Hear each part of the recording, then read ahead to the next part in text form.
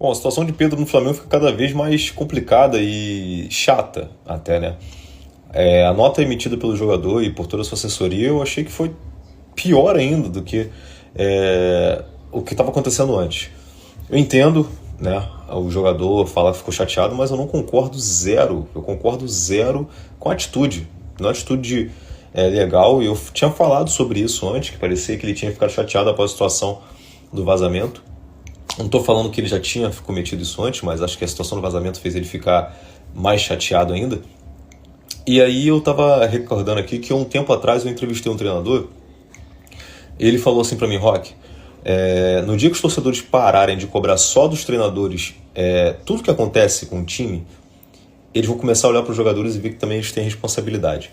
Eu acho que o Filipe Luís ele colocou isso muito em prática, tá? Quando ele vem a público e expõe a situação do Pedro com dados e fatos, que isso aí são coisas que não tem desculpa no mundo, não tem motivo no mundo que venha falar: ah, mas eu estava por causa disso, eu estava por causa daquilo outro. São dados e fatos, contra fatos não há argumentos.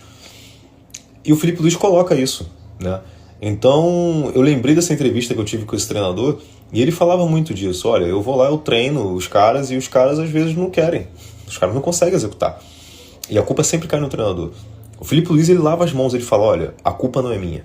Tanto que ele deixa isso muito claro. Ele fala, quando ele fala sobre o vazamento: olha, eu não tenho nada a ver com isso. A culpa não é minha, né?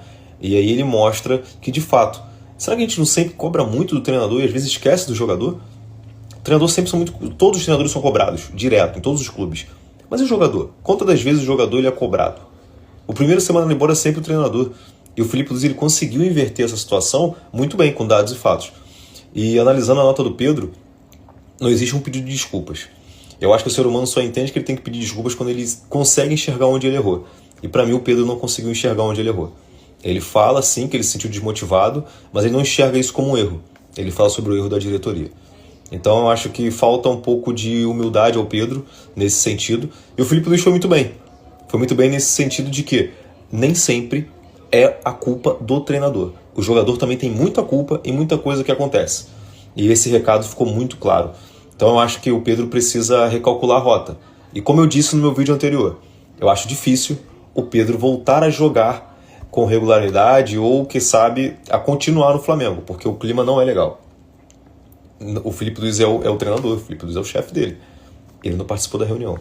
Se ele não pediu desculpas aos colegas, eu acho que não haverá pedido desculpas ao Filipe Luís. Ainda mais quando ele diz o que ele achou sobre a explanação do Filipe Luís sobre ele. Gostou desse corte que você acabou de assistir? Se inscreve no canal aí, dessa moral.